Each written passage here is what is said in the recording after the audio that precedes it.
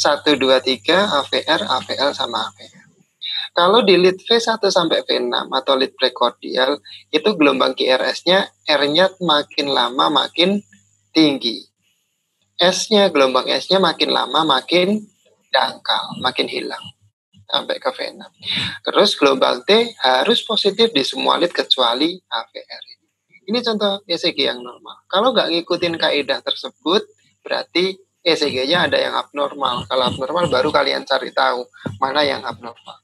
ECG sebagian besar itu pasien ECG-nya normal kok, Dek. Sebagian besar. Jadi kalau kalian sudah bisa lihat ECG normal, paling tidak bisa lah, paling baca sekitar 70% dari ECG itu rata-rata normal. Normalnya seperti ini tadi ya. Gelombang P harus positif di semua lead kecuali AVR. QRS harus positif di semua lead ekstremitas kecuali AVR. QRS di V1 sampai V6, R-nya makin lama makin tinggi, S-nya makin lama makin hilang. Gelombang T harus positif di semua lead kecuali AVR. Oke, nah terus bagaimana sih kita baca ECG? Cara baca ECG yang ini biasanya kalau diajarkan di pergi. Cara baca ECG yang runtut ini, kalau kita bisa membaca ECG secara runtut, biasanya nanti kemungkinan abnormalitas itu bisa terbaca dengan baik tanpa ada yang tidak terbaca. Jadinya kalau bacanya bisa sistematis, nanti pun kelainan-kelainan yang ada dari ECG tersebut tidak akan terlewat pada pembacaan kita. Bacanya yang benar seperti apa? Ini pertama kita baca iramanya. Dia iramanya apa? Sinus atau bukan? Kemudian heart rate-nya berapa? Heart rate biasanya kita ngukur dari RR interval atau PP interval. Kemudian cari gangguan konduksi ada apa tidak. Kemudian cari kelainan ruang ada apa enggak, baru cari kelainan koroner, baru cari kelainan lain-lain. Kalau ini ada yang terlewat, misalnya baru baca koroner dulu baru ruangan, nanti ambigu. Kenapa? Gambaran kelainan-kelainan pada ruang jantung ini biasanya gambarannya juga mirip seperti koroner. Padahal kalau sudah terbaca sebagai kelainan ruang, nggak perlu lagi dibaca sebagai kelainan koroner. Kita masuk nanti pada pembahasannya selanjutnya. Nah, terus kita masuk ke bagaimana cara pembacaan irama. Menurut saya cara paling gampang untuk membaca irama adalah cara ini biasanya. Cara cepat untuk membaca irama ECG itu biasanya pakai cara di ACLS itu. Yang pertama kalian lihat dulu, pastikan dia sinus atau bukan. Kalau sinus berarti harus ada gelombang P diikuti QRS dan dia reguler. Kalau udah sinus ya udah nggak usah mikir tentang aritmia lain. Tapi kalau dia bukan sinus, kalian coba pakai cara ini. Jadi dilihat dulu ada QRS apa enggak. Kalau nggak ada QRS kan berarti asistol. Tapi kalau ada QRS, asistol atau VF, kalau nggak ada QRS. Kalau ada QRS, kalian lihat cepat apa lambat heart rate-nya. Nanti cara membaca heart rate setelah ini. Kemudian baru dilihat QRS-nya sempit apa lebar. Kalau QRS sempit, berarti sumber listriknya, sebagian besar sumber listriknya dari atas ventrikel. Bisa jadi iramanya sinus, bisa jadi atrial, maupun bisa jadi junctional. Tetapi kalau QRS-nya lebar, sebagian besar iramanya pasti sumbernya dari ventrikel. Nah, ini biasanya akan menjadi nama depan dari irama tersebut. Kalau misalnya dia QRS-nya lebar, nama depannya mesti ventrikular. Tapi kalau misalnya QRS-nya sempit, nama depannya bisa atrial atau junctional atau mungkin supraventrikular. Kemudian baru dilihat reguler apa irregular. Reguler dari irregular kita lihat RR intervalnya. RR intervalnya selalu sama atau enggak, atau bervariasi. Nah, kalau misalnya dia reguler, RR intervalnya selalu sama, nama belakangnya ini akan mengikuti nadinya. Kalau dia cepat ya nama belakangnya takikardi, kalau dia lambat ya nama belakangnya bradikardi, kalau dia normal ya biasanya nama belakangnya tidak ada, cukup sinus gitu aja biasanya, atau mungkin irama junctional seperti itu aja. Atau kalau misalnya dia RR intervalnya dia irregular, nama belakangnya biasanya nama belakang dari irama tersebut adalah biasanya paling sering adalah fibrilasi. Kemudian baru dicari gelombang P-nya. Nah ini sebenarnya ini ditaruh di belakang karena gelombang P ini seringkali susah untuk dicari. Tapi misalnya kalian sudah bisa menemukan gelombang P diikuti QRS, oh ini pasti sinus. Tapi kalau misalnya P tidak diikuti QRS atau mungkin gelombangnya kok bukan sinus, baru coba pakai cara ini untuk menentukan iramanya apa. Contoh misalnya ini kan ada gelombang P diikuti QRS dan dia RR intervalnya dia selalu reguler. Ini contoh dari irama sinus kalau seperti ini, sinus ritme. Contoh lain seperti ini misalnya. Ini kalau dibilang sinus, di sini kayak sinus ya.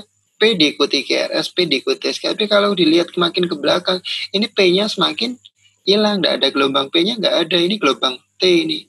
Tapi cuma QRS, T, QRS, T. Ini pasti bukan sinus kalau kayak gini. Kita balik tadi. QRS ada apa? Nggak ada QRS-nya. Berarti pasti bukan asisol VF. Kemudian kita lihat cepat apa lambat. Kalau lihat kayak gini, nanti kita belajar cara menghitung heart rate. Dia heart rate-nya mesti lebih dari 150, ini 170-an, sekitar 170. Heart rate-nya berarti takikardia. Kemudian kita lihat QRS-nya sempit apa lebar. QRS-nya kalau lihat kayak gini, QRS sempit. Sempit apa lebar gimana? Kalau lebar itu lebih dari 3 kotak kecil. Di sini cuma 2 kotak, nggak sampai, ini kecil sekali sempit. Berarti sumber listriknya hampir pasti kalau nggak dari atrial, junctional atau supraventricular atau sinus mungkin. Kemudian kita lihat dia reguler apa enggak. Karena dia reguler, nama belakang dari irama ini adalah mengikuti nadi. Karena dia nadinya cepat, berarti nama belakangnya pasti takikardia. Tinggal kita cari tahu nama depannya apa. Kalau dibilang sinus kurang cocok karena nggak ada P diikuti QRS. Lah bisa jadi ini merupakan, berarti kalau QRS-nya sempit bisa jadi atrial takikardi atau junctional takikardi, atau sebenarnya atrial dan junctional takikardi itu termasuk dalam grup yaitu kita sebut sebagai supraventricular takikardi kayak gitu.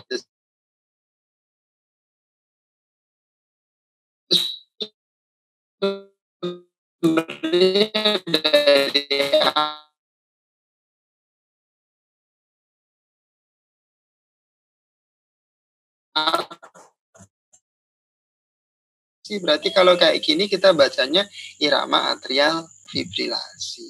Ini hampir sama kayak tadi. Dia irregular, QRS sempit, atrial fibrilasi. Tapi perlu dilihat di sini gelombang P-nya dia seperti gigi gergaji. Kalau ini yang kita namakan sebagai atrial flutter. Ini contoh lain kalau ada.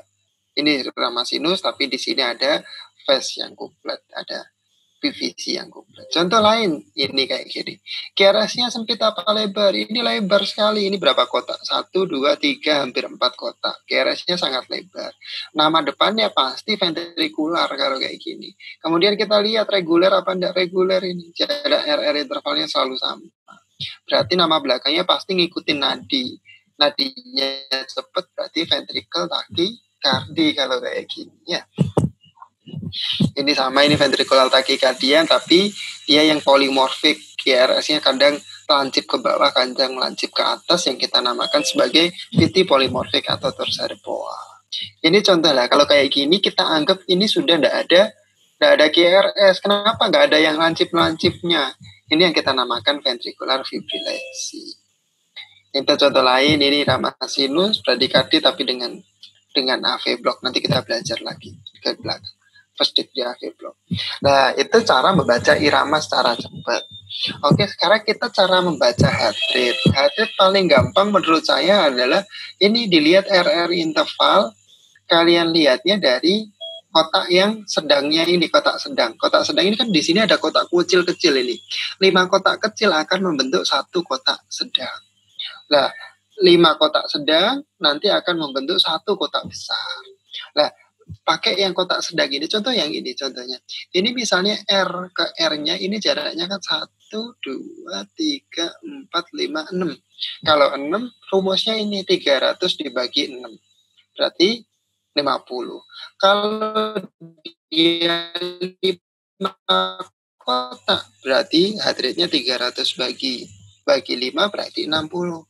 Kalau dia jaraknya 4 kotak, 300 bagi 4, 75.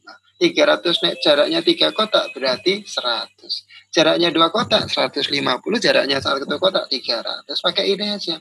Kalau dia 4,5 kotak, Dok, dilihat 4,5. Kalau 4,5 kan antara 60 sampai 75 ya, segampangnya aja 70 kayak gitu ya. Kalau dia 3,5 kotak berarti antara 75 sampai 100 ya, sambil aja 80 atau 90 kali. Itu cara ngitung heart rate paling gampang. Banyak lagi cara yang lainnya, boleh kalian belajar lagi. Tapi menurut saya paling aplikatif ketika kalian jaga, rasanya paling aplikatif ini. Oke, setelah baca irama sama baca heart rate, selanjutnya adalah membaca kelainan konduksi. Kita lihat kelainan konduksi apa enggak. Ada apa enggak. Tadi kayak saya cerita dari awal, bahwa nyari kelainan konduksi berarti kita lihat panjang lebarnya dari lebar atau sempitnya dari gelombang-gelombang di ECG tersebut. Biasanya paling sering kelainan konduksi itu adalah AV block, kalau enggak gitu adanya blok di ventrikelnya. Kalau AV block biasanya kalau misalnya dia masih belum total, AV block berarti ada blok antara atrium ke ventrikel. Atrium digambarkan oleh gelombang B,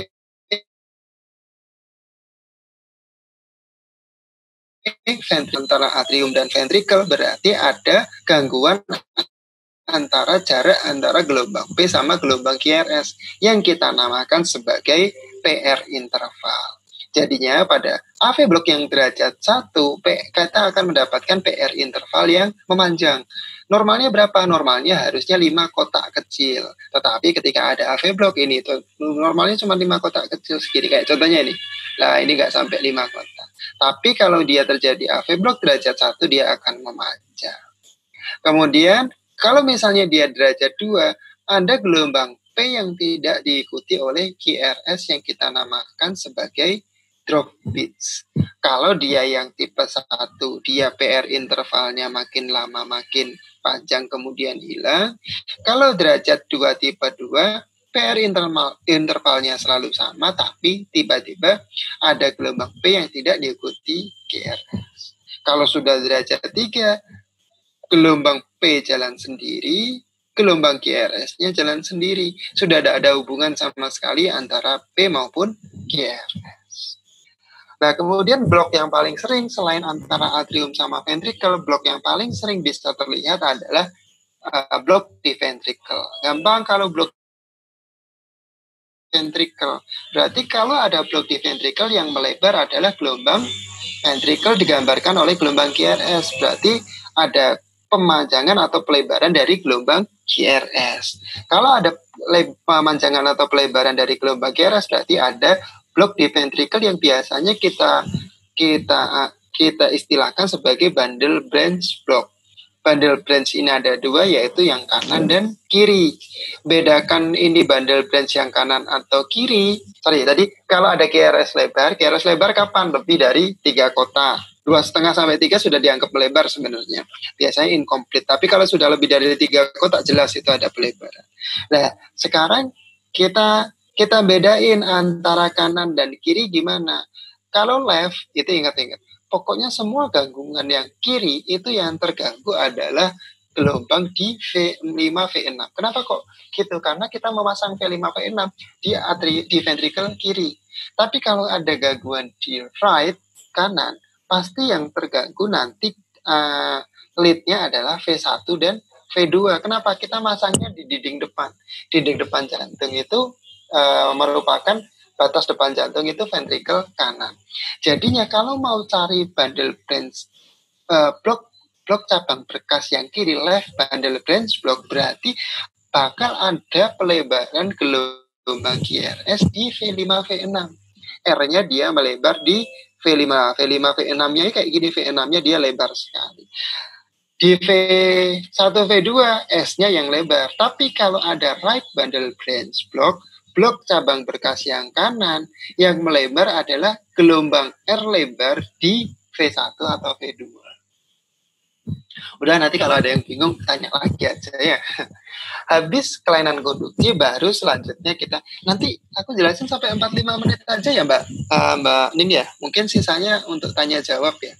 Atau mungkin nanti kita bisa sambung lain waktu mungkin ya Mbak Nin ya. Ya, terserah. Oke, tak lanjutin dulu ya. Okay. Siap. Materinya aku masukin semua dulu, biar bingung dulu teman-teman. Nanti tanya jawabnya lanjut aja. Oke, selanjutnya setelah kita baca kelainan konduksi, baru masuk ke baca abnormalitas ruang jantung. Ruang jantung kita tahu ada atrium, ada ventricle. Atriumnya nanti ada kanan, ada kiri, ventricle ada kanan, ada kiri. Bagaimana cara melihatnya? Kayak tadi balik. Aktivitas listrik atrium digambarkan gelombang P. Jadi kalau ada pembesaran atrium, kita lihatnya gelombang P.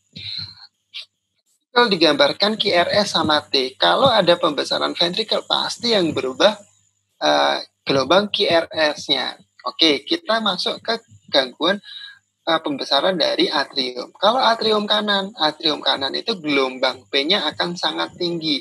Di lead mana? Gelombang P itu paling jelas dilihat di lead 23 sama AVF. Di sini akan kita dapatkan gelombang P yang sangat tinggi, lebih dari 2,5 kotak kecil, 2,5 milimeter. Kemudian untuk konfirmasinya biasanya kita lihat di lead V1. Di lead V1-nya P-nya juga harus tinggi, lebih dari 1,5 kotak. Itu kita namakan sebagai pembesaran atrium kanan atau abnormalitas atrium kanan, sama aja itu. Nah, bentuk gelombang itu kita namakan sebagai P pulmonal. Karena paling sering kita dapatkan pada pasien cor pulmonale. Kalau pembesaran atrium kiri agak sedikit berbeda dari pembesaran atrium kanan. Kita lihatnya tetap di gelombang P. Gelombang P paling jelas dilihat di mana? Lead 23 AVF. Tapi kalau pembesarannya atrium kiri, dia bukan meninggi tapi melebar. Lebarnya lebih dari 0,12. 0,12 itu 3 kotak kecil. 3 kotak kecil. Jadinya kalau dia P-nya melebar di lead 2, hati-hati mungkin ada abnormalitas atrium kiri, dan biasanya akan kita konfirmasi lead V1. Di V1-nya dia akan defleksi negatif, jadinya dia cenderung negatif. Kalau tadi pembesaran atrium kanan, dia positif di V1. Ini yang kita namakan sebagai P mitral, karena gambaran abnormalitas atrium kiri ini paling sering kita dapatkan pada pasien dengan mitral stenosis. Ini gambarannya. Kalau di lead 2, kalau normalnya cuma kayak gini, kurang dari 2,5 lebarnya, tingginya kurang dari 2,5. Tapi kalau ada pembesaran atrium kanan, dia tingginya lebih dari 2,5. Lebarnya kalau ada pembesaran di atrium kiri, lebarnya lebih dari 2,5. Oke, kita masuk ventricle. Kalau ventricle kita lihatnya gelombang QRS. Gelombang QRS di mana kita lihatnya? Kayak saya cerita tadi, kalau ada gangguan di ventricle kiri, kita lihatnya V5, V6. Kalau kita lihat gangguan di ventricle kanan, kita lihatnya di V1, V2. Nah, ini tadi ya, gelombang ECG yang normal kan kayak gini lah. Kalau kita mau lihat pembesaran ventricle kiri, kita lihatnya di sini, V5, V6. Kita pengen lihat pembesaran ventricle kanan, lihatnya V1, V2. Gimana lihatnya? Kayak cerita tadi awal, semakin tebal otot jantung, semakin pasti QRS-nya semakin tinggi, karena semakin banyak listrik jantung yang diproduksi oleh sel-sel jantung tersebut. Contoh misalnya, pembesaran ventricle kiri. Berarti pembesaran ventricle kiri, QRS di V5, V6 pasti harusnya sangat-sangat tinggi sekali. Normalnya kan tadi kita cerita kalau ECG normal, V1 ke V6, R-nya makin lama makin tinggi. Normal di V6 ini tinggi. Nah sekarang seberapa tinggi kita bilang ini sebagai abnormal, hipertrofi ventricle kiri. Makanya ada kriterianya, ini kriterianya. Kita istilahkan sebagai kriteria voltase. RD kompleks ventricle kirinya, jadi di V5, V6 lebih dari 25 kotak kecil. Atau kalau misalnya S di V1, V2 ditambahkan R di V5, V6 itu lebih dari 35 kotak kecil. Tapi kalau itu aja nggak cukup, harus disertai kriteria lain. Karena memang V5 sama V6 normal QRS-nya tinggi, R-nya tinggi. Sehingga harus disertai kriteria lain seperti ada ST depresi yang ST depresi di V5 V6 yang kita sering sebut sebagai strain pattern, atau ada tambahan abnormalitas atrium kiri. Kalau yang bawah ini jarang ketemu biasanya. Hafalin aja yang 1, 2, 3 itu aja. Jadinya pokoknya kalau nembul kayak gini, QRS-nya tinggi kayak ini contohnya. Ini ada 1, 2, 3, 4. 4 tambah setengah atas, setengah bawah berarti 5 ya. 5 kotak sedang itu kan sama dengan 25 kotak kecil, berarti tingginya sudah memenuhi kriteria voltase. Kita cari ada ST depresi nggak di V5 V6? Oh, ini ada ST depresi, masuk ini. Ini hipertrofi ventrikel kiri kalau kayak gini. Ventrikel kanan lebih gampang. Tadi kan syaratnya kalau ada kelainan di ventrikel kanan kita lihatnya di V1, V2. Berarti gimana gambarannya? Kalau ventrikel kanannya ototnya tebal, berarti gelombang R-nya pasti di V1, V2 pasti R-nya tinggi. Normalnya kan R-nya dia pendek. Kalau sampai tinggi pasti ada hipertrofi ventrikel kanan. Ini kalau dibikin kata-kata lebih sulit kayak gini. R per S yang terbalik, R per S di V1 lebih dari 1 atau R per S di V6 kurang dari 1, ribet kalau kayak gitu. Mending kayak gini. Pokoknya R-nya kalau di V1 V2 dia tinggi sekali, lebih tinggi daripada gelombang S-nya, ya udah itu pasti ada hipertrofi dari ventrikel kanan, pasti kayak gitu. Ini gambarannya ya, kalau ventrikel kiri R-nya sangat tinggi di V5, V6, tapi kalau ada hipertrofi ventrikel kanan, R-nya tinggi di V1, V2.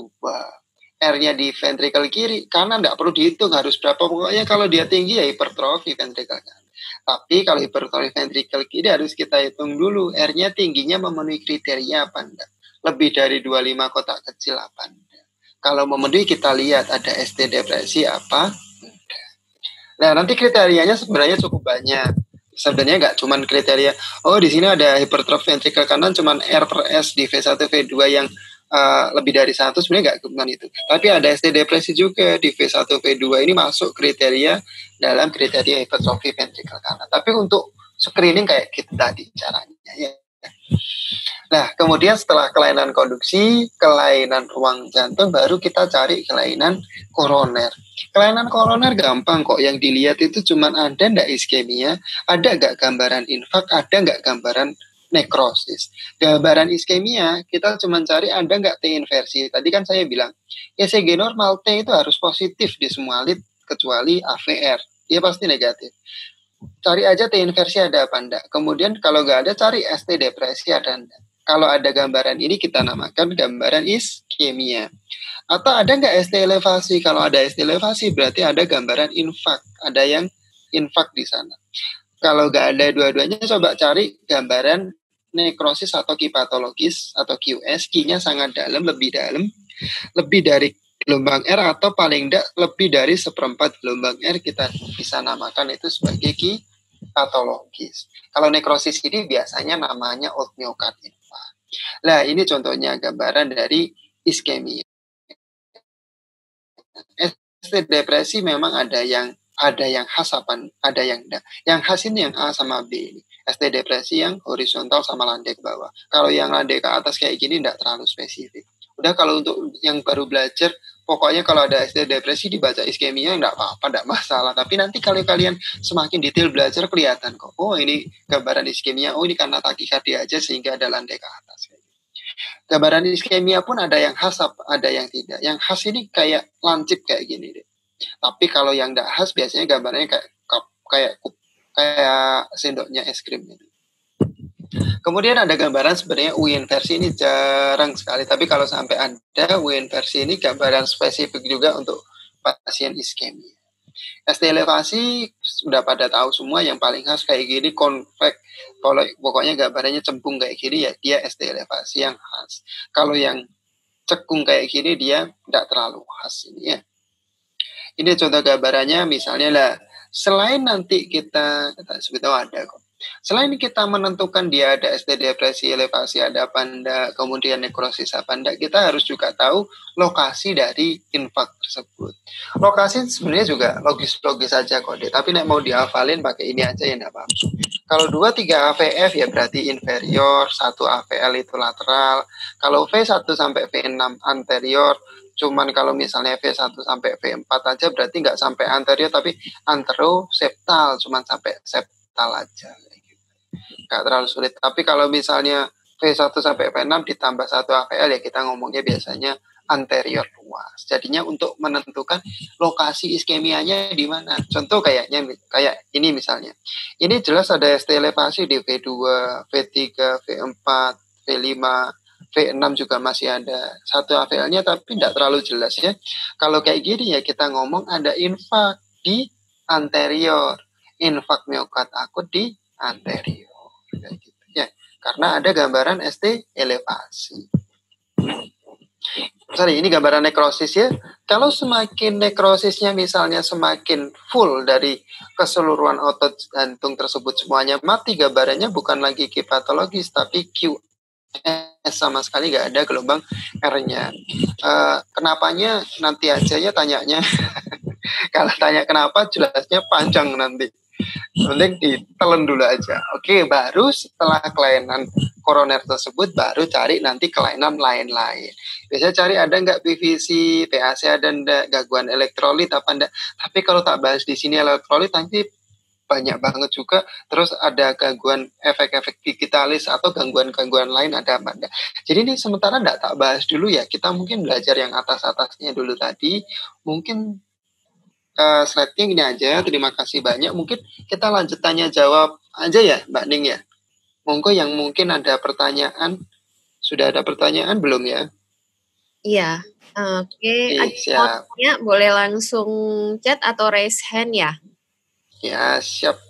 Ini tadi baru ada yang tanya ini Gil, Dok, untuk ventrikular takikardi apakah termasuk irama ventrikular? Ya, iya ya, coba dijawab. Siap. Oke, yuk irama ventricle takikardi. Jadi irama ventrikular takikardi kalau gambaran ECG-nya, tadi, gambarannya kan berarti QRS-nya harus lebar, kemudian dia reguler, selain itu harus cepat. Itu yang kita namakan sebagai ventricle takikardi. Berarti irama tersebut ya dari ventrikular. Paling nanti tanya, kok cepet dok? Katanya ventrikular cuma 20 sampai 40. Nah, memang kalau misalnya sumber irama dia dari ventrikular murni, memang cuma akan 20 sampai 40. Tetapi ketika dia terjadi ventricle takikardi, mekanismenya sudah berbeda. Bukan ventrikelnya itu menghasilkan irama yang 20 sampai 40, tapi di situ kita istilahkan ada reentrant.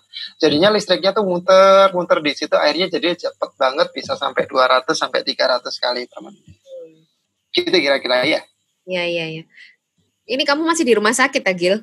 Enggak, aku dari rumah. Masih pakai seragam? Enggak. Ini pakai ini aja, pakai kemeja tadi soalnya pakai kaos jadi langsung ku tutupin. sorry tadi ada tamu soalnya jadi langsung tinggal ke sini. Saya pikir kamu masih sakit, Gil.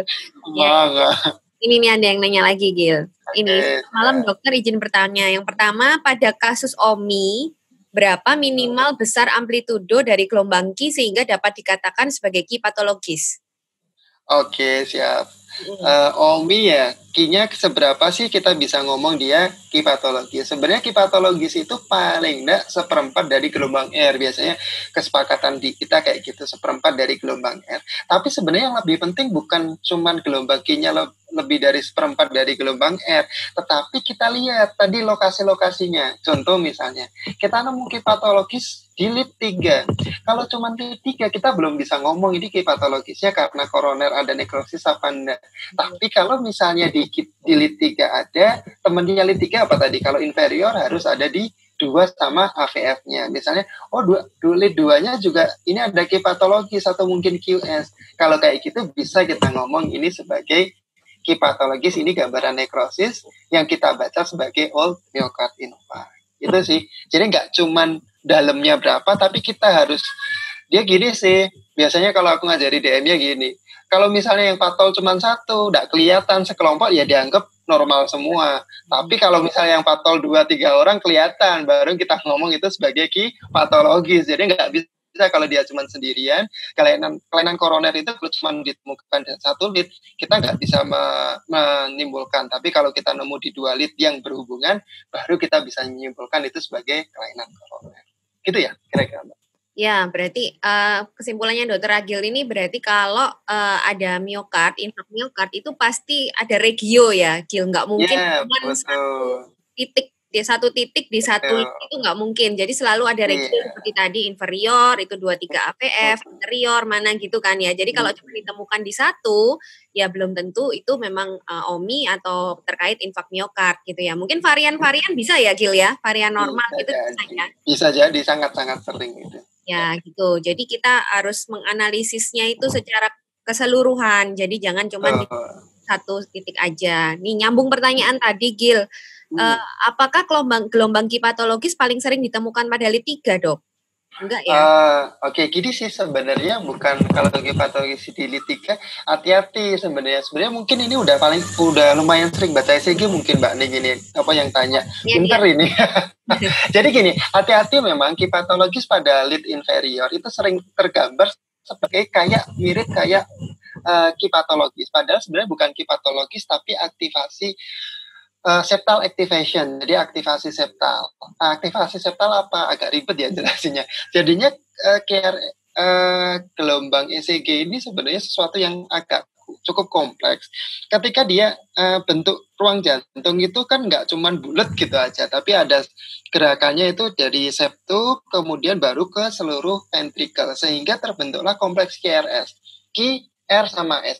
Sehingga biasanya apabila ada aktivasi dari septal yang dominan, misalnya septalnya sedikit agak tebal, misalnya pada pasien-pasien hipertensi, itu sering banget gelombang Ki pada lit 2-3 AVF biasanya lebih terlihat kentara dibandingkan pada ECG normal.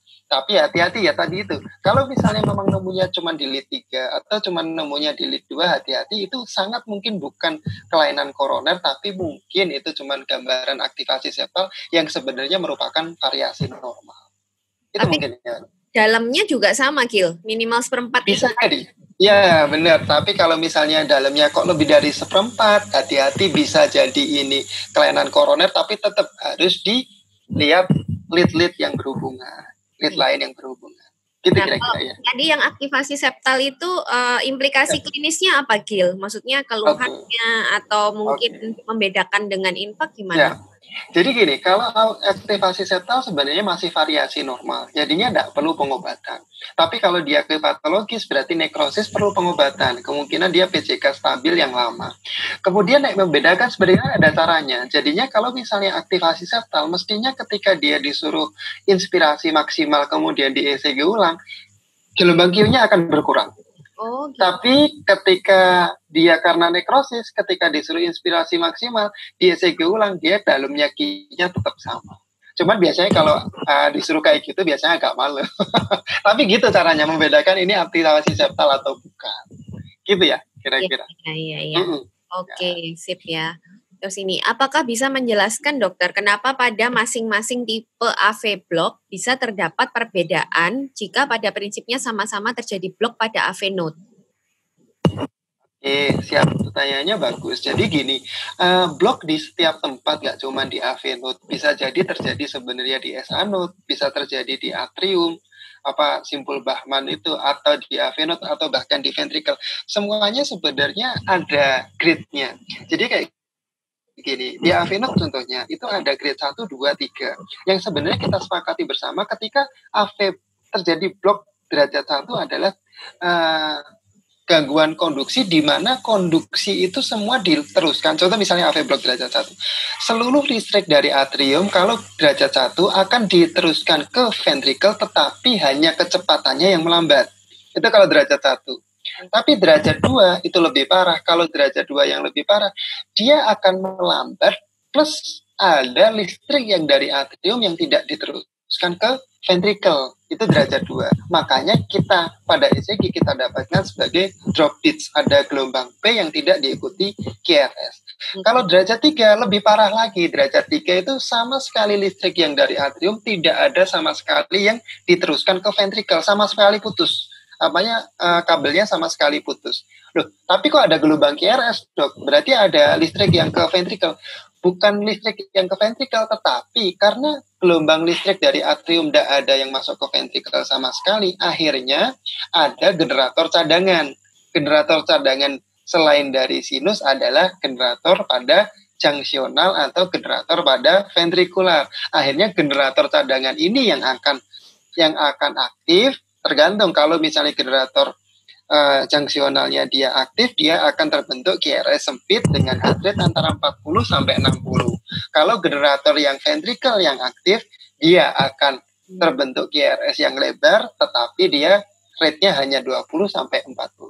Gitu sih prinsip dari kelainan konduksi kayak gitu. Grade 1 dia masih diteruskan tapi melambat, grade 2 diteruskan tapi ada yang tidak diteruskan, grade 3 sama sekali tidak diteruskan.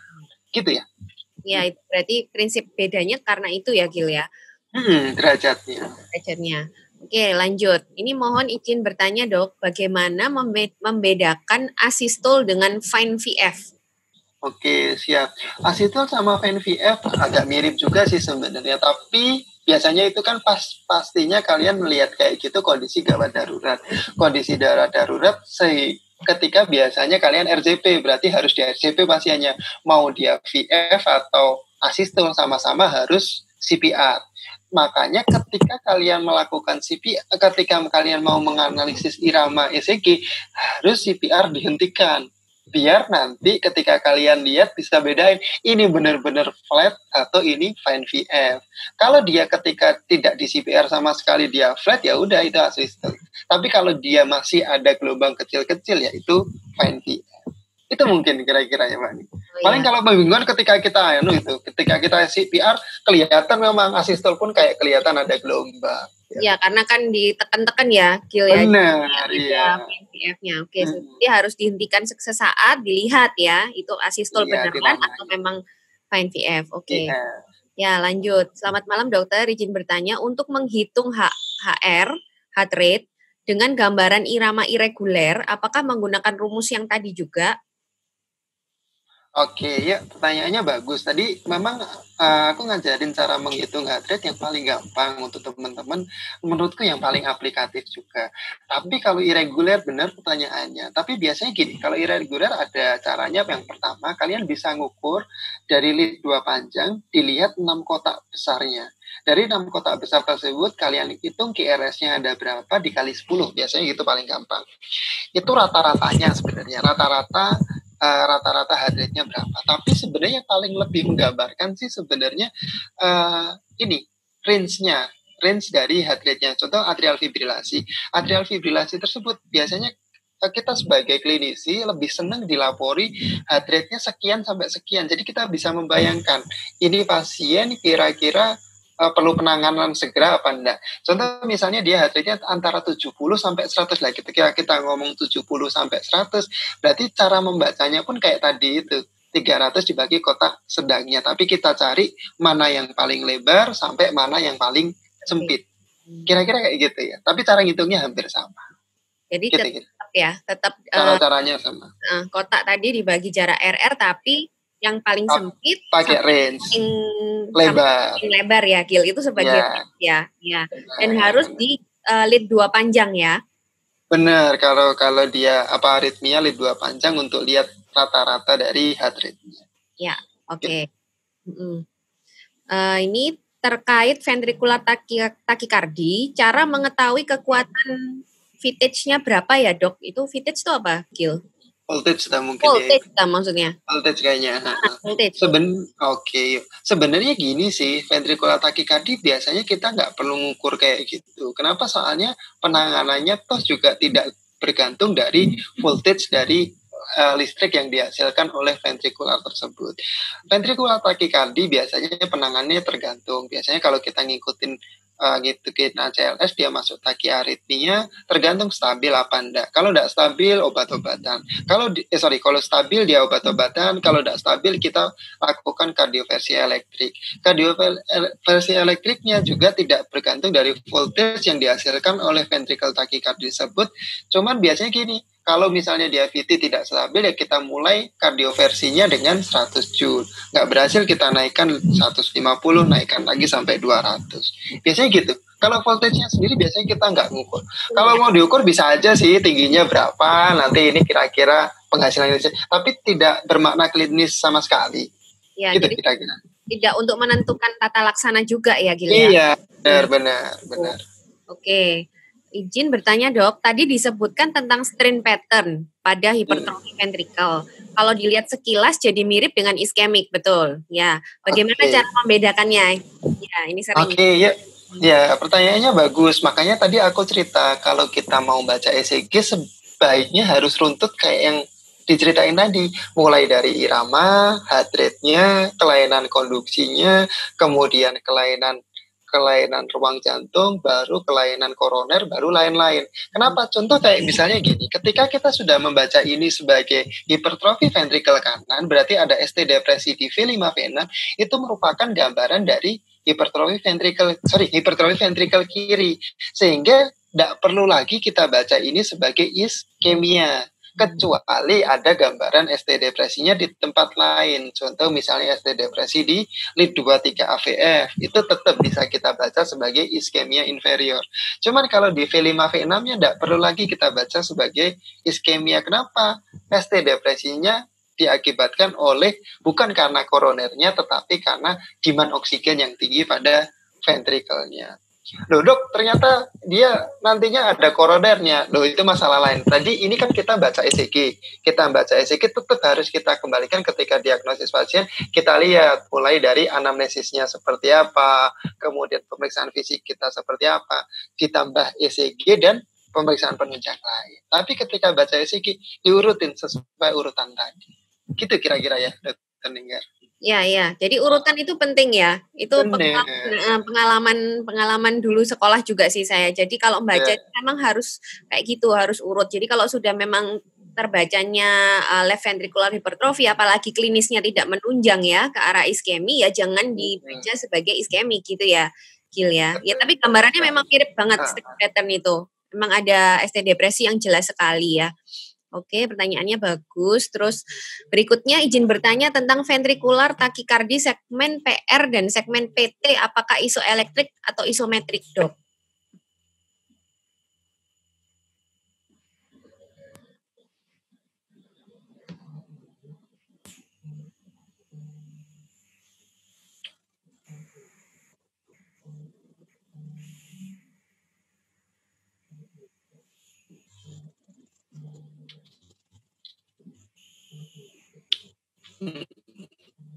Gil?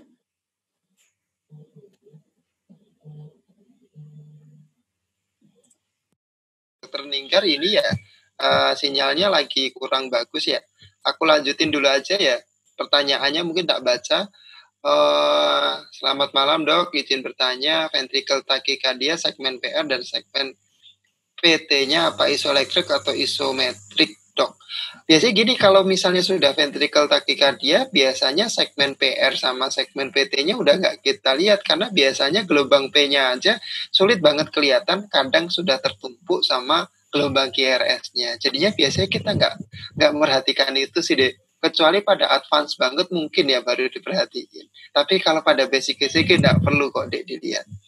Kemudian, selamat malam dokter, izin bertanya, pada pasien dengan kronik atrial fibrilasi, bagaimana cara menginterpretasi abnormalitas atriumnya dok? Terima kasih. Pertanyaannya bagus, makanya kayak tadi balik. Kalau kita bacanya sudah atrial fibrilasi, berarti gelombang P-nya kan dia sangat-sangat, ya gelombang P-nya banyak dan tidak teratur. Jadinya tidak bisa kita interpretasi abnormalitas dari atriumnya. Jadi tidak perlu dibaca abnormalitas atriumnya. Loh, nggak bisa lihat lah dok. Pembesaran atrium kanan dan atrium kiri tidak bisa kalau dari ECG, tapi kita punya modalitas lain seperti contoh foto ronsen atau USG jantung atau ekokardiografi. Jadinya tetap pada diagnosis pasien kita tidak bisa cuma menggunakan satu alat pemeriksaan penunjang. Pertanyaan lanjutnya, izin bertanya dok, jika kriteria Sokolon ion lebih dari 35 mm tapi RDV 5V0-nya kurang dari 25 mm dan tidak terdapat strain pattern, apakah tetap bisa dibaca LVH? Oke, tadi itu aku agak cepet-cepetan jelasin tentang LVH ini. Jadi kalau LVH paling nggak gini, kalau buat kalian, pokoknya harus kriteria voltase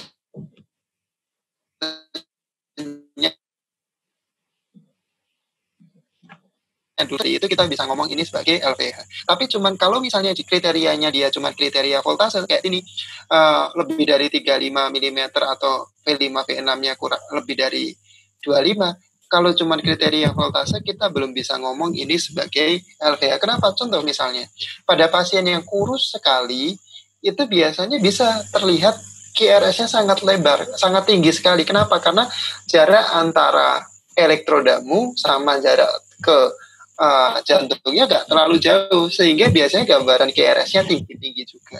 Jadi hati-hati, belum tentu. Jadi harus ditambahi dengan kriteria lain. Sinyalnya hilang ya Mbak Ning ya? Iya, tadi. Iya, sorry. Kita lanjutin jawab satu-satu tadi Mbak Ning. Mau dilanjutin? Enggak, kalau habis keluar biasanya hilang nih pertanyaannya. Kamu lanjutin dulu aja, Kil. Oke, ya, enggak apa-apa. Ini pertanyaan lanjutnya, pasien STEMI pada fase awal belum ada kenaikan ST, kadang diberikan gambaran T tinggi seperti hiperkalemi. Bagaimana tips membedakannya? Oke, yuk pertanyaannya bagus banget ini. Memang pada STEMI biasanya awal-awal bukan ST elevasi, malah biasanya cuman hiperakut T istilahnya kita. Jadi T-nya sangat tinggi, mirip sama gambaran hiperkalemi. Bedakannya kayak gimana? Sulit. Bedakannya sulit, jadinya tetap kita diagnosis pasien nggak mungkin cuma dari ECG, tapi harus dari keseluruhan. Kalau memang pasiennya datang dengan nyeri dada yang khas, lebih dari 20 menit, kalian dapetin gambaran T yang tinggi, hati-hati jangan dipulangkan, meskipun ST-nya belum naik. Lebih baik kalian evaluasi ECG-nya setengah jam atau 1 jam kemudian. Akan lebih bijaksana menurut saya. Jadinya biasanya nanti kalau kalian ECG ulang 1 jam gitu, biasanya sudah ada perubahan. Entah nanti ST-nya depresi atau ST-nya elevasi kayak gitu. Jadi kalau membedakan cuma dari ECG-nya sulit banget, hampir sama. Kemudian Gil, kalau hiperkalemi apakah ada semua lead, sedangkan kalau infak mungkin ada tadi lokasi-lokasi. Ya, lokasi. Itu juga bisa jadi salah satu panduan kita memang Mbak nih. Biasanya, tapi yang bikin sulit biasanya kalau anterior luas. Kalau anterior luas biasanya hiperakut T sulit, mirip semuanya T-nya tinggi banget. Tapi gitu juga kadang hiperkalemi pun kadang ada beberapa lead T-nya nggak terlalu tinggi juga kadang. Jadinya kayaknya akan lebih sangat bijak kalau misalnya kita kembalikan lagi kondisi pasiennya seperti apa. Gitu kira-kiranya. Sama tadi aku setuju yang Ragil bilang, kalau memang bingung diulang ya EKG-nya ya. Gil. Iya, harus diulang. Waktunya yang paling pas berapa jam, Gil? 1 jam nggak masalah sih. Lihat ya? Evaluasi keluhannya pasien. Iya. Kalau ada fluktuasi atau perubahan, hati-hati itu ke arah ini. Hampir pasti koroner ya. Ya, itu caranya ya. Oke, lanjut Gil. Lanjut yang ini, izin bertanya pada kriteria skarbosa pada pasien iskemi, LBBB menyebabkan iskemianya atau iskemianya menyebabkan LBBB. Ini yang tanya ini mau ambil jantung kayaknya. Kalau nggak udah PPDS nih, kriteria skarbosa. Kriteria skarbosa itu sebenarnya untuk LBBB, sebenarnya biasanya untuk membedakan ini LBB-nya new onset atau LBB yang sudah lama biasanya. Tapi tetap dia sensitivitasnya untuk membedakan ini new onset apa enggak juga nggak terlalu tinggi.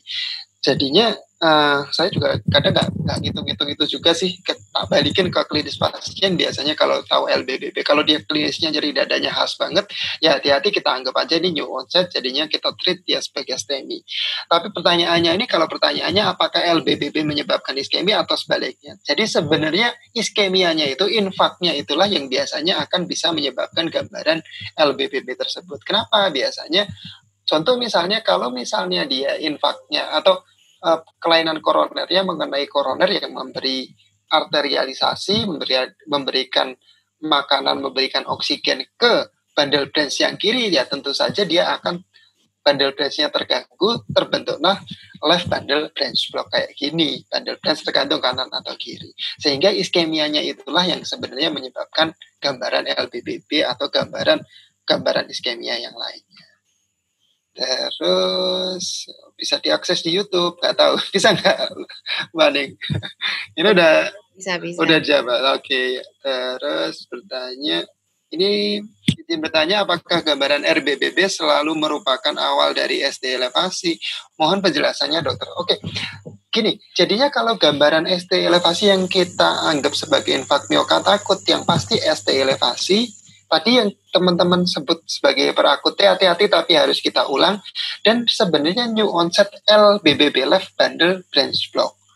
Kalau kita nemu RBBB right bundle branch block, sebenarnya bukan suatu gambaran yang khas untuk ST elevasi. Tapi hati-hati juga, jarang banget tapi hati-hati, saya juga pernah dapat soalnya pasiennya. Kalau ada RBBB yang baru, benar-benar ECG-nya sebelumnya bagus tapi berubah RBBB dan ada nyeri dada yang khas, itu salah satu sebenarnya juga salah satu gambaran dari STEMI, dan biasanya kalau STEMI yang RBBB kayak gini, biasanya prognosinya jelek banget biasanya. Sering kali soalnya dia nutupnya di pangkal dari coronary artery, sehingga biasanya akan selanjutnya akan terjadi aritmia yang lain yang lebih malignan biasanya. Jadi hati-hati juga kalau misalnya nyeri dada yang khas, gambarannya RBPB, hati-hati juga. Itu bisa jadi gambaran STEMI, tapi sebaiknya masih ada waktu dikonsulkan. Kalau enggak ya di-treat aja sebagai STEMI, tergantung dari anamnesis periksa fisikalnya. Tapi jarang ya gitu ya? Jarang banget Mbak Ning, tapi aku pernah selama 3 tahun praktek sekali dan pasiennya meninggal. Itu makanya aku traumatis banget. Jadi ujung-ujungnya aritmi karena dia dari kanan ya, Gil ya? Iya, kanannya tertutup total pasti kalau kayak gitu. Tahu baca jurnal-jurnal lagi, oh iya, prognosnya selalu jelek kalau RBBB. Gitu. Jarang tapi, untung aja jarang. Jarang ya. Oke, ini selamat malam dokter. Mohon izin bertanya, pada PVC apabila asimptomatis tidak perlu diterapi, namun jika PVC yang maligna atau R-on-T bisa menjadi VF. Sebagai dokter umum nanti, jika menemukan pasien PVC maligna, apa yang sebaiknya kita lakukan, dok? Oke, pertanyaannya bagus. Jadinya PVC itu, ini sering banget yang akan kalian temuin juga di daerah atau ketika kalian praktek. Zaman dulu ECG belum banyak, sekarang mulai banyak. Orang juga mulai kesadaran terhadap kesehatan mulai sering. Nah, PVC ini sebenarnya juga sebagian besar bahkan itu biasanya juga sebenarnya adalah variasi normal. Seringkali cuman karena mungkin kena kopi atau mungkin makanan yang nggak pas atau mungkin aktivitas fisik yang terlalu berlebihan, bisa muncul PVC yang okasional yang sebenarnya tidak membahayakan. Jadi kalau kalian nemu PVC yang pertama kalian lihat bener ini udahan pinter, dibedain ini malignan atau benign atau Cina. Malignan atau benign, malignan itu contoh gambaran PVC yang tadi R-on-T, jangan sampai nggak diapa-apain, jangan sampai nggak dirujuk. Atau PVC yang bigemini, jadinya KRS normal, PVC, KRS normal, PVC itu hati-hati bigemini. Atau dia ada gambaran kuplet. Kuplet itu berarti PVC-nya dua PVC yang barengan. Ada PVC irama sinus normal, PVC kayak gitu. Atau dia ada non-sustainability-nya, jadinya PVC yang 3 kali berurutan, itu juga malignan. Nah, itu contoh gambaran PVC yang malignan. Kalau bukan kayak gitu, cuman misalnya, atau multifokal itu gambaran PVC-nya kadang lancip ke atas, kadang lancip ke bawah. Itu juga malignan. Kalau PVC-nya bukan kayak gitu, berarti Cina. Contoh okasional cuman muncul sesekali. Itu sebenarnya gambaran Cina. Itu yang pertama, lihat gambaran PVC-nya. Yang kedua, dilihat dari keluhan pasien. Biasanya sih kalau keluhannya dia bukan keluhan yang ke arah koroner, biasanya masih aman. Bukan ke arah koroner atau dekom, biasanya PVC-nya akan membaik sendiri dengan tergantung dari pemicu PVC tersebut. Tapi kalau misalnya dia ada dekom atau dia ada gangguan koroner, hati-hati, sebaiknya juga harus ditreat untuk koroner maupun dekomnya, dan ini merupakan salah satu tanda-tanda perburukan dari koroner maupun dekomnya. Yang ketiga, kalau misalnya memang nggak ada keluhan-keluhan tadi, nyeri dada atau sesek dekom tadi, dekom atau koroner, yang ketiga kalian lihat riwayatnya pasien tersebut. Ada nggak di keluarga riwayat yang meninggal mendadak di usia muda? Kalau memang nggak ada, dia nggak ada keluhan, PVC muncul sesekali, nggak usah diapa-apain, nggak apa-apa sebenarnya. KIE yang baik aja keluarga pasiennya. Tapi ya gitu, tergantung KIE kalian. Semakin oke KIE kalian, semakin dia merasa tenang. Semakin KIE kalian kurang bagus, kalian kurang yakin juga, biasanya pasien pun akan bingung dan datang ke kalian lagi untuk minta dirujuk biasanya. Makanya pinter-pinter KIE pasiennya. Gitu kira-kira. Pencetus apa, Gil, yang paling sering biasanya kalau PVC benign gitu? Mungkin untuk edukasi pasien. Ya, kalau perempuan muda paling sering obat diet. Hati-hati, teh hijau yang sering-sering banget. Banyak akan nutrisi kita yang nggak masuk, misalnya magnesium, kalium, itu sering kali nggak, elektrolit kecil-kecil gitu nggak masuk sehingga muncul PVC. Kemudian makanan lain ya jelas seperti kopi, terus misalnya makanan-makanan yang kayak apa ya, itu yang fermentasi itu juga biasanya ngaruh ke PVC ini. Atau mungkin aktivitas fisik yang berlebihan juga bisa muncul PVC, atau stres fisik yang berlebihan. Itu paling sering. Ya, itu mungkin bisa dijadikan bahan anamnesa juga ya kalau ketemu PVC ya. Kalau perempuan ditanyain obat diet ya. Kalau cowok ini lagi diet apa enggak? Kalau cowok ini biasanya obat-obatan itu apa? Kalau gym gitu loh. Oh, Apanya itu juga sering bikin PVC kayak gitu. Biasanya gangguan nanti karena dia konsumsi terlalu banyak, akhirnya biasanya heparnya ada gangguan, muncul PVC biasanya kayak gitu. Itu hati-hati juga biasanya kalau cowok. Ya, berarti obat-obatan diet itu. Herbal gitulah, hati-hati. Ya, oke. Ya, lanjut. Untuk penanganan awal pasien dengan AF unstable di vaskes pertama, bagaimana? Oke, kalau kayak gini ikut ACLS saja.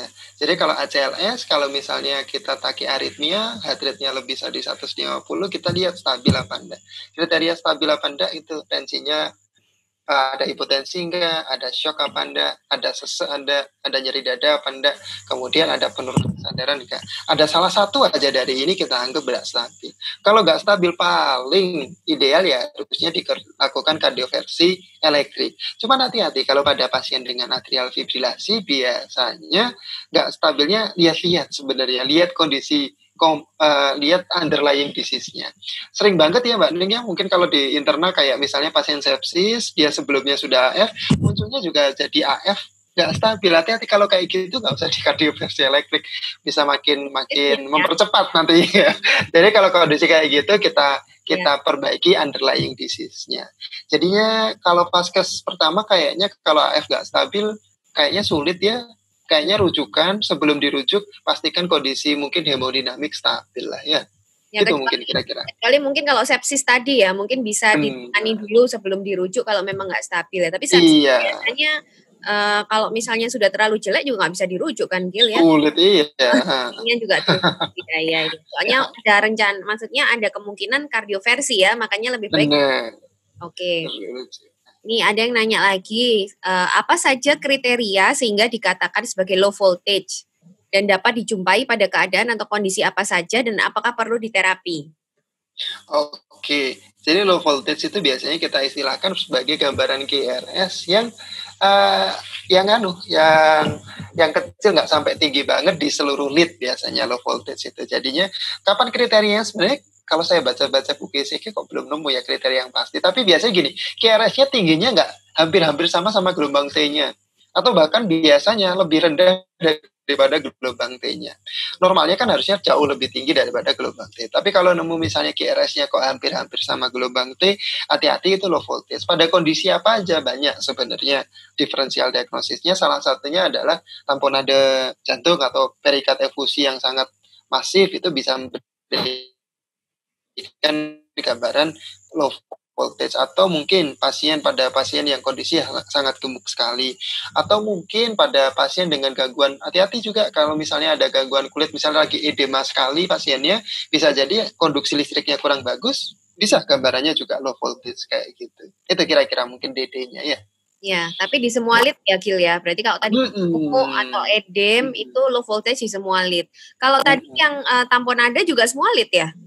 Semua lead juga. Ada klinisnya mestinya ya, klinisnya lagi, kita lihat klinisnya lagi. Oke, ini yang berikutnya, apa bisa menjelaskan sedikit dokter perbedaan antara kardioversi dan defibrilasi? Oke, kardioversi sama defibrilasi. Kalau kardioversi itu intinya untuk aritmia yang tidak stabil.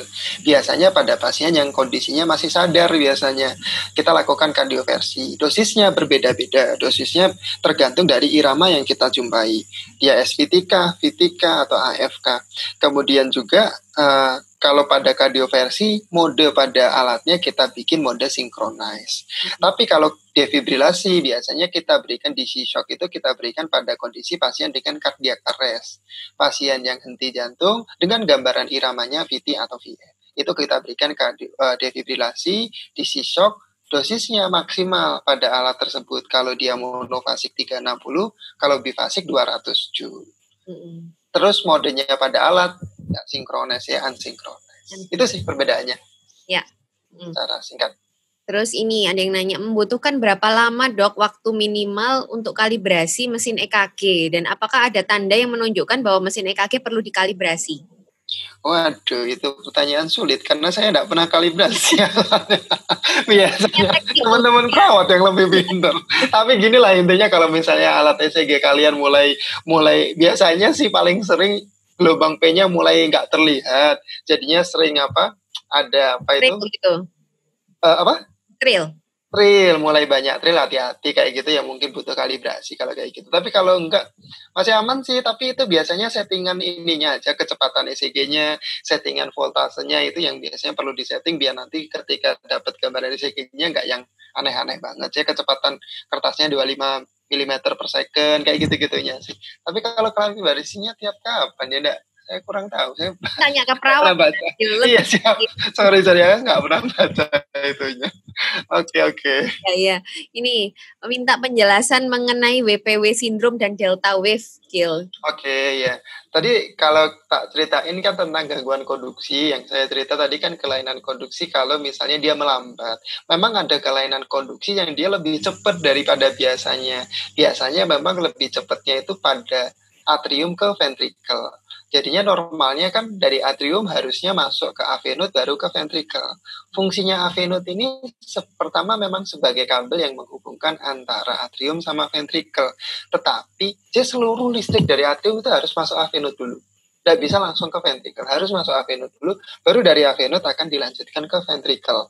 Nah, dia fungsi pertamanya menghubungkan antara atrium sama ventricle. Fungsi keduanya dia meredam listrik dari atrium ke ventricle. Jadinya listrik dari atrium ke ventricle itu dihambat sementara. Jadi dia dilambatkan sama AV node. Kenapa kok dilambatkan? Biar jantung itu punya waktu untuk mengisi ventricle. Ketika sudah terisi baru ventricle-nya dikasih listrik, akhirnya dia berkontraksi, baru memompa ke seluruh tubuh.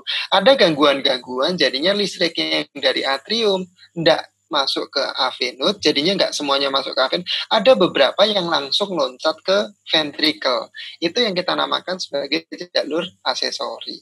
Itu kalau teman-teman masih ingat anatominya, jadi antara atrium sama ventricle kan selalu ada katup. Katup itu kan jaringannya dia jaringan ikat, bukan jaringan miosit. Karena jaringan ikat tidak bisa, harusnya dia dari atrium listrik itu masuk ke ventricle. Jadi harusnya masuk ke AV node semua. Nah, ternyata jaringan ikat ini ada beberapa pada pasien bukan jaringan ikat terbentuknya, tapi malah jaringan mirip dengan miosit, sehingga listrik yang dari atrium tadi ada yang loncat langsung ke ventricle. Ketika loncat tersebut ada beberapa jenis, ada yang WPW syndrome, LGL syndrome, ada yang satunya lagi apa ya? Lupa aku. Ada beberapa, pokoknya jalur aksesori ada 3 ini, sehingga ketika ada jalur aksesori ini sering kali terbentuk seperti gelombang delta. Kenapa kok delta? Karena PR intervalnya yang biasanya normal antara 3 sampai 5 kotak kecil, dia memang ada yang masuk ke, ketika yang masuk ke AV node ya tetap jaraknya 3 sampai 5 kotak kecil, tapi yang dia langsung lompat listriknya tadi baru 1 kotak atau 2 kotak kecil, dia langsung ada listrik menuju ke QRS sehingga terbentuk kayak delta gitu kira-kira. Kalau nggak gambar agak sulit jelasin. Tapi moga aja ngerti ya. Ini canggih-canggih Gil pertanyaannya. Tapi ya advance. Advance. Ya, ini nanya pada AF kapan kita memilih rate control dan kapan kita memilih rhythm control? Masuk ke jantung dulu itu. Jadi SPJP dulu itu. Nggak gini. Intinya gini. Jadinya AF itu memang kalau AF kita ngadepin pasien AF, pertama itu kita lihat ini mau rate control atau rhythm control. Kedua kita lihat, sebenarnya kita lihat dulu stabil atau tidak stabil. Kalau dia stabil, kita lihat mau di rate control atau rhythm control. Kemudian jangan lupa pencegahan terhadap stroke-nya di kemudian hari. Pada pemilihan rate atau rhythm control, biasanya kita lihat dari AF-nya itu sendiri. AF-nya dia apakah paroksisma, atau AF-nya dia permanen, atau sudah long standing, udah wes nggak mungkin di permanen, nggak mungkin, atau persisten yang masih mungkin dikembalikan. Biasanya pada AF yang paroksismal pilihannya biasanya memang lebih pilihannya ke rhythm control. Tapi kalau pasien yang udah persisten AF biasanya pilihannya ke rate control biasanya. Ketika kita mau milih rhythm control pun biasanya kita harus ada tahapannya, nggak boleh sebenarnya AF langsung diberikan obat apalagi kalau kita nggak tahu onsetnya misalnya lebih dari 48 jam, soalnya ada kemungkinan terbentuk trombos di situ ketika kita kembalikan ke irama sinus, hati-hati, bisa jadi dia malah terjadi stroke. Jadinya untuk memilih ritme kontrol pun harus bijak-bijak. Jadinya kalau kita tahu pasti, oh ini baru 1 jam ini AF-nya post-op, aku kasih obat-obatan biar dia kembali ke sinus, tidak masalah. Tapi kalau kita nggak tahu onsetnya, sebaiknya rate control dulu, baru nanti kita arahkan rhythm control tergantung dari pasiennya. Karena ternyata ketika di rate control maupun di rhythm control, ternyata mortalitasnya sama. Meskipun biasanya quality of life-nya apa QOL-nya biasanya memang agak berbeda. Nah itu nanti balik pilihan dari pasien. Kalau pasiennya masih nggak nyaman ini dok, minta di rhythm control baru kita diarahkan ke sana. Itu kira-kira Dr. Lingkar ya. Ya, oke. Ini udah kejawab semua. Ada lagi nggak ya yang kira-kira yang mau tanya? Ada tambahan nggak, Gil? Udah itu pinter-pinter banget mereka. Ya mungkin misalnya mau kapan apa, mungkin lebih advance. Tadi kan sekilas banget aku jelasin ke semuanya. Tentang detailnya sih memang lebih baik belajar lagi sih. Tadi itu sebenarnya refreshing buat kalian aja kok. Kayaknya yang dengerin ini udah pada pinter semua kok sebenarnya. Ya. Kalau misalnya mau masih ada pertanyaan, enggak apa-apa dilanjutkan, nanti mungkin dijawabin lewat WA kali ya, Dr. Lingkar ya. Ya, oke. Ya. Sudah nggak ada yang tanya, oke deh. Mungkin closing statement, Gil. Ya, jadi gambaran tadi kalau misalnya kita mau baca ECG, memang ECG itu bacanya nggak bisa kita baca gini sih. ECG pertama, aku ingat banget dua almarhum dokter dia itu bilang ke kita, beliau bilang itu baca ECG ini kayak kalian belajar baca ABCD, belajar baca. Jadinya kalau anak baru belajar baca, kalau memang dia niat baca, ya ada koran sobek juga dia bakal baca kayak gitu. Jadinya ECG ini pun sama, kalian kayak lagi belajar kayak gitu. Jadinya kalau kalian nggak pernah latih, pasti lupa. Tapi kalau kalian latih 1-2 kali masih susah, 2-3 kali masih susah, 4-5 kali susah, enggak. Nanti ke 10 ke 15 pasti lebih gampang. Jadinya semakin kalian sering pakai, semakin akan mudah. Jadinya kalau memang niat untuk belajar baca ECG, ada ECG meskipun cuma coba-coba ECG, lihatin itu apa iramanya dan sebagainya. Itu yang pertama. Yang kedua, bacanya ECG-nya ini memang nggak bisa kalau kita baca ECG asal-asalan, itu tidak menggambarkan pasien pastinya. Jadi harus teliti. Salah satu telitinya sistematis kayak tadi, iramanya, rate-nya, cari kelainan konduksinya, kelainan ruang jantungnya, baru kelainan koroner sama lain-lainnya.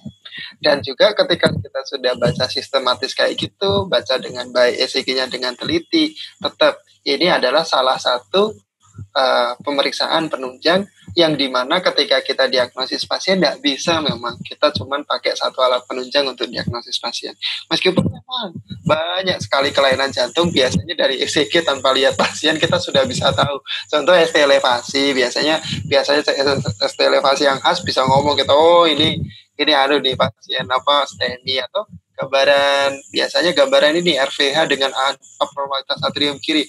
Oh ini pasien MS, gak lihat pasiennya, gak dengerin murmurnya, kita bisa nebak 90% ini MS. Tapi tidak boleh kita diagnosis pasien cuma dari ECG, tapi tetap balik anamnesis, fisik, sama ini pemeriksaan penunjang dan penunjang tambahan. Itu mungkin dokter penunjang. Oke, ya. Makasih Dokter Akil. Makasih juga untuk teman-teman yang lain. Nanti kalau memang kira-kira butuh tentiran EKG yang advance ya, mungkin bisa request gitu ya. Nanti kalau banyak yang mau, mungkin nanti saya tawari Dokter Akil lagi untuk nentir lagi ya. Oke. Ya udah. Makasih banyak ya, Gil. Sama-sama, Mbak Ning. Terima kasih juga teman yang lain. Ini mau tadi. Nah, tadi soalnya YouTube-nya error. Biasanya bisa langsung live ini, Gil, di YouTube. Oh, oke. Tapi ini saya save, saya record. Ya. Nanti kalau udah share ya. Nanti saya share di YouTube, bisa diulang-ulang lagi penjelasannya dari Dokter Akil ya. Oke, terima kasih semua.